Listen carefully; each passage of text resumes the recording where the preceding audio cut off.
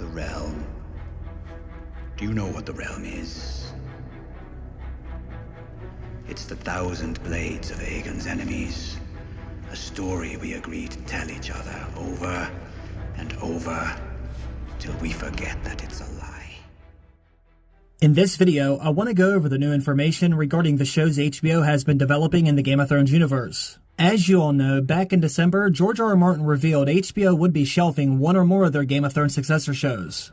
In his NotABlog update, he said, "I did take a few days off for the holidays, I confess. Shame on me, I guess. But now I'm back in the salt mines working on so many bloody things, my head may soon explode. Yes, Winds of Winter, yes, and House of the Dragon Season 2. And several of the other successor shows that we're developing with HBO. Some of those are moving faster than others, as is always the case with development. None of them have been greenlit yet though, we are hoping maybe soon. A couple of them have been shelved, but I would not agree that they are dead. You can take something off the shelf as easily as you can set it on the shelf." He said everything that had been happening at HBO Max recently had certainly affected them and their shows. Now, when George R.R. Martin made this announcement, it left all of us fans wondering what shows were going to be set on the shelf. Well, I might finally have that answer thanks to a recent article written by Daniel Roman. As you may know, HBO has had a winding road finding a successor show to Game of Thrones. We finally got a series with last year's House of the Dragon, but that's only one of the many shows the network was considering. There is one based on George R.R. Martin's Dunk and Egg novellas, one that Kit Harington is developing about the adventures of Jon Snow, a series about House of the Dragon's character Lord Corlys Velaryon, one about the warrior Nymeria, an animated show about Yi Ti, another animated show we know nothing about, and even a stage play about the historical events at Harrenhal. We had confirmation that HBO was developing all these different shows, however, it seems that may no longer be the case. These are a lot of different ideas they had, and we didn't even mention Blood Moon, the show HBO shut down after spending roughly $35 million on a full pilot episode. Now, according to some new information from a Game of Thrones fan site, that list may now be 2 shows shorter. They've discovered some evidence that might show HBO has decided to shelve their shows about the Sea Snake and Nymeria.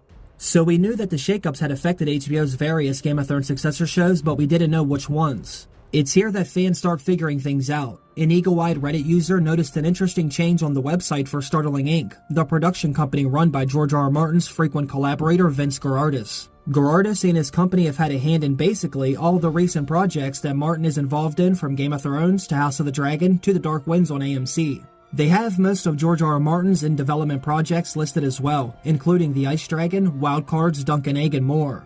Now, according to the detectives over on Reddit, this site also had Nymeria and the Sea Snake listed until a few days ago when they were suddenly removed from the site.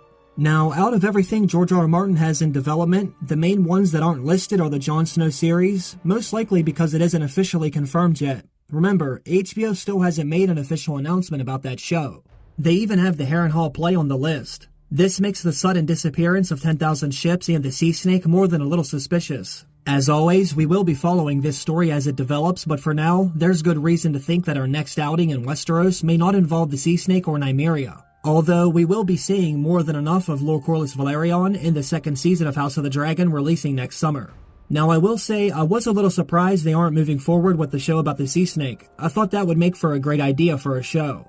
This certainly would have been one of our best chances of seeing other locations throughout Essos, considering this show would have focused on the Sea Snake's legendary 9 voyages. It also would have opened up the door for HBO to have a very diverse show organically, being that the Sea Snake would encounter all walks of life while on those adventures. Now that it seems we may no longer be getting the shows about Nymeria or the Sea Snake, this makes me think they might be focusing on the series about Jon Snow even more. And, as I've said before in other videos, I fully believe this would be the show that would give them the most amount of success. It would basically be an extension of Game of Thrones, which, as we all know, is arguably the most successful show in television history. Not only is Jon Snow one of the most beloved and recognizable characters on the screen, but he would also most likely run into some of his old friends again, giving Game of Thrones fans even more of a reason to watch the show.